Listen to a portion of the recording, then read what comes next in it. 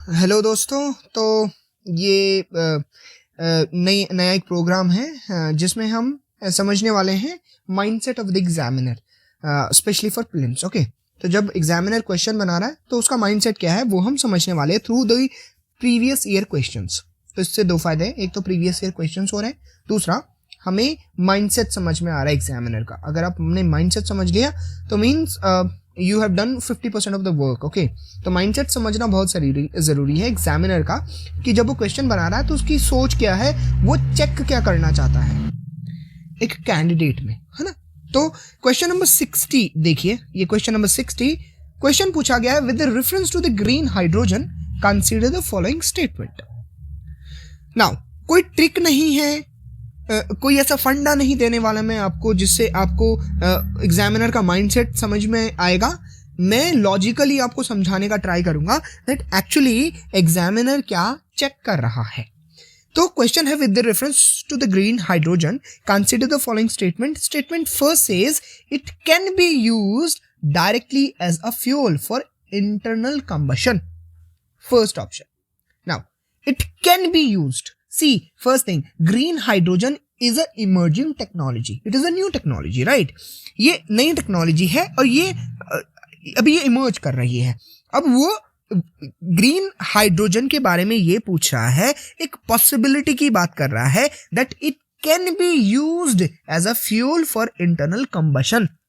It can be, है ना। अगर इट कैन बी बोल रहा है ना, क्योंकि ये इमर्जिंग टेक्नोलॉजी है तो इट कैन बी बोल रहा है, तो हो सकता है आज नहीं, अगर ऐसा हो रहा तो हो सकता है कि कल हो सकता है ऐसा कल ऐसे इंजन्स कल बन जाए जिससे ग्रीन हाइड्रोजन का हम उसमें यूज कर पाए। मैं कह रहा हूं अगर आज ऐसा नहीं हो रहा तो इमर्जिंग टेक्नोलॉजी वाले क्वेश्चंस में अगर इट कैन बी आए, कैन बी मतलब एक पॉसिबिलिटी को वो शो कर रहा है, इट डेमोन्स्ट्रेटिंग पॉसिबिलिटी कि यार ऐसा हो सकता है, क्या ऐसा हो सकता है ना, बिल्कुल हो सकता है, ऐसा पॉसिबिलिटी है ना। अगर आज नहीं है तो हो सकता है कल ऐसा हो जाए। हम फ्यूचर के बारे में तो कुछ नहीं बोल सकते ना, है ना। टेक्नोलॉजी कैसे प्रोग्रेस करेगी हम तो ऐसा कुछ नहीं बोल सकते ना।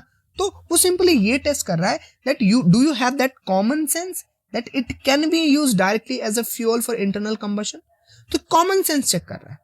दूसरा स्टेटमेंट देखिए, it can be blended with natural gas and used as a fuel for heat और power generation. Again it can be मतलब आज नहीं तो कल, कल नहीं तो परसों, परसों नहीं तो एक साल बाद, हो सकता कभी तो हो। पॉसिबिलिटी तो हमेशा रहेगी ना, जो इमर्जिंग टेक्नोलॉजीज हैं उसमें इंप्रूवमेंट होने का पॉसिबिलिटी तो हमेशा रहेंगी। तो it can be blended, yes it can be blended, तो फर्स्ट राइट हो गया, सेकंड राइट हो गया। Third says it can be used in the hydrogen fuel cell to run vehicle. Again it can be, भाई can be है, can be, yes it can be, तो ये possibility show कर रहा है। तो इसका आंसर होगा ऑल ऑफ 3। सी, एग्जामिनर यहां पे कॉमन सेंस चेक कर रहा था that do you have that common sense कि इट कैन बी, है ना। इट कैन बी मतलब एक पॉसिबिलिटी शो कर रहा है, और फ्यूचर टेक्नोलॉजीज के बारे में हम पॉसिबिलिटीज को तो डिनाई नहीं कर सकते ना। हम पॉसिबिलिटीज को तो कभी ऐसा नहीं बोल सकते कि नहीं ऐसा नहीं हो सकता, पॉसिबिलिटीज विल बी देयर, ठीक है ना। बहुत सारे कैंडिडेट्स इस क्वेश्चन को देखने के बाद कहेंगे कि यार हमने तो ग्रीन हाइड्रोजन पढ़ा ही नहीं। बट देखो यहाँ पे तो नॉलेज का तो कोई काम ही नहीं था ना, है ना। यहाँ पे इंफॉर्मेशन का तो कोई काम ही नहीं था। नॉलेज है नहीं है डजंट मैटर ना, क्योंकि क्वेश्चन तो नॉलेज के लिए पूछा ही नहीं है। कॉमन सेंसिकल क्वेश्चन है, कॉमन सेंस बेस्ड क्वेश्चन है, नॉलेज नहीं टेस्ट कर रहा। मेरा यहां से ये मैसेज है आपको कि एग्जामिनर केवल नॉलेज नहीं चेक कर रहा है, एग्जामिनर बहुत सारी क्वालिटीज चेक कर रहा है, उसमें से एक क्वालिटी है कॉमन सेंस, और यहां पर वही अप्लाई हो रही है ना। बिना नॉलेज के +2 मार्क्स आपको आराम से मिल गए। So it is that simple, है ना। बहुत इजी था ये क्वेश्चन। अब अगर कोई वहां पर वो हो जाए, डीमोटिवेट हो जाए यार कि मैंने तो ये ग्रीन हाइड्रोजन के बारे में पढ़ा ही नहीं है और मुझे पढ़ना चाहिए था, एंड मेरे दोस्त ने बोला था कि ग्रीन हाइड्रोजन पढ़ ले एंड ऑल। यहाँ पर एग्जामिनर एग्जाम सेंटर में अगर कोई कैंडिडेट ऐसा सोचने लग जाए तो वो तो ये क्वेश्चन कर ही नहीं पाएगा, क्योंकि यहाँ पे इन्फॉर्मेशन का तो कोई काम ही नहीं है। इन्फॉर्मेशन का कोई काम नहीं है यहाँ पर केवल कॉमन सेंस चाहिए और आपका क्वेश्चन आराम से हो जाएगा। So this is my message that हमेशा एग्जामिनर हमेशा आपकी इंफॉर्मेशन को, आपकी कॉग्निटिव एबिलिटी को नहीं चेक कर रहा है, वो और भी बहुत सारी क्वालिटीज हैं जिनको वो एक कैंडिडेट में चेक कर रहा है, एंड कॉमन सेंस वो मैक्सिमम चेक कर रहा है आपकी, that do you have that common sense.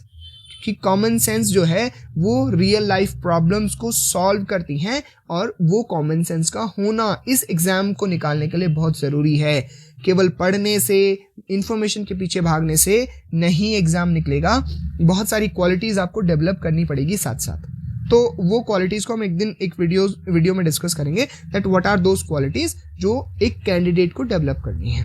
ठीक है, तो इस क्वेश्चन में हमने एक क्वालिटी समझी है, that is the quality of common sense. और ऐसे क्वेश्चंस जब भी आए ना आपको ऐसे ही करने हैं। ठीक है, कॉमन सेंस लगाकर बहुत सारे क्वेश्चंस हो जाते हैं, 20 से 25 क्वेश्चन तो कॉमन सेंस ही बेस्ड क्वेश्चंस होते हैं, तो वो आसानी से हो जाते हैं, उसमें टाइम भी नहीं लगता, टाइम भी बचता है। ठीक है, तो आपको ये क्वालिटीज आपको डेवलप करनी है।